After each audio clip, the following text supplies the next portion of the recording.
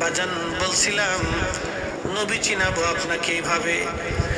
এই আসমানের প্রথম আসমানের সামান্যতম খবর একটু দিলাম, আরো আসেন এই জমিন থেকে আসমানের দূরত্বটা কতটুকু না আপনাকে বুঝাই দিয়ে যাই। বিজ্ঞান বলে ও মানুষ তোমরা শোনো, একটা নক্ষত্র থেকে আরেকটা নক্ষত্রের দূরত্ব কত জানোনি? একটা নক্ষত্র থেকে আরেকটা নক্ষত্রের দূরত্ব হলো আলোর গতি 1 সেকেন্ডে 1,86,000 মাইল। আলো 1 সেকেন্ডে 1,86,000 মাইল দূরে আলো চলে যায়। 1 মিনিট 1 সেকেন্ড করে 60 সেকেন্ডে 1 মিনিট হবে। তাহলে 60 সেকেন্ডে আলো কত লক্ষ মাইল দূরে গেল বুঝেন? 60 সেকেন্ড করে 1 মিনিটে 60 মিনিটে 1 ঘন্টা। 1 ঘন্টা আলো কত মাইল দূরে চলে গেল? 1 ঘন্টার হিসাবে 24 ঘন্টায় দিন ও রাত। তাহলে 24 ঘন্টা আলো কত মাইল দূরে চলে গেল? 24 ঘন্টার হিসাব অনুযায়ী 365 দিনে 1 বছর। তাহলে আলো 1 বছরে কত lakh crore trillion billion mile দূরে চলে গেল? এরকম কোটি কোটি বছর পার হলে, কোটি কোটি লক্ষ লক্ষ বছর পার হয়ে যাওয়ার পরে আলো যত বিলিয়ন ট্রিলিয়ন কোটি মাইল দূরে চলে যায়, একটা নক্ষত্র থেকে আর একটা নক্ষত্রের দূরত্ব তত। ওই রকম 10,000 কোটি নক্ষত্র দিয়ে একটা মিল্কওয়ে গ্যালাক্সির মতো 10,000 কোটি মহাবিশ্ব আল্লাহ তৈরি করলেন। তাহলে এবার বুঝেন তো দুনিয়ার থেকে আসমানের দূরত্ব কত? একবার জোরে বলা যাবে সুবহানাল্লাহ।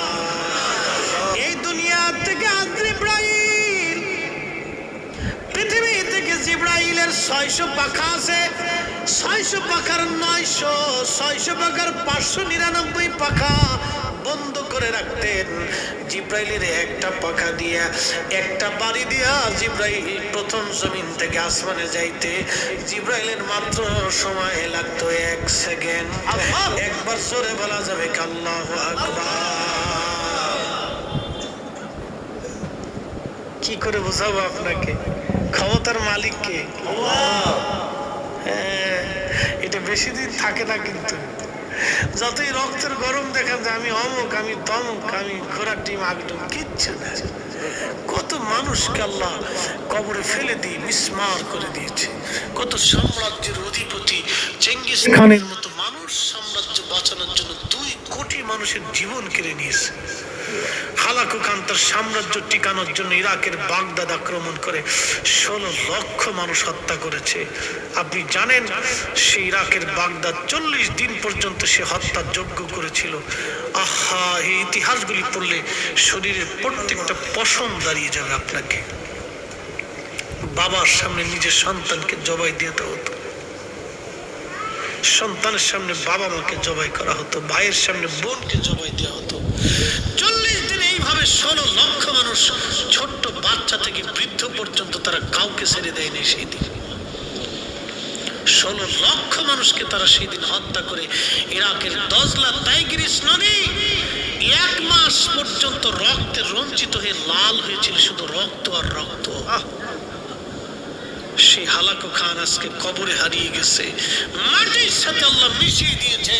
ইরাকের বাগদাদ এখনো আছে, আজান এখনো চলে, কালেমার বুলন্দি এখনো আছে। আল্লাহর সাম্রাজ্য আগেও ছিল, এখনো আছে, আগামীতেও থাকবে। অতএব আল্লাহর গোলামি করে যাওয়াটাই আমাদের কাজ। কথা বলেন ঠিক না বেঠিক?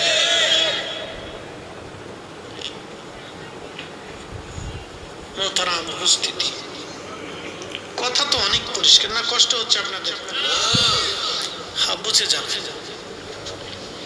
বুঝে তারপরে যাবে। কোন মৌলবী দিয়ে নবী চিনার দরকার নেই, নবী দিয়ে মৌলবী চিনতে হয়। সূত্র বুঝে কবরে যাবে।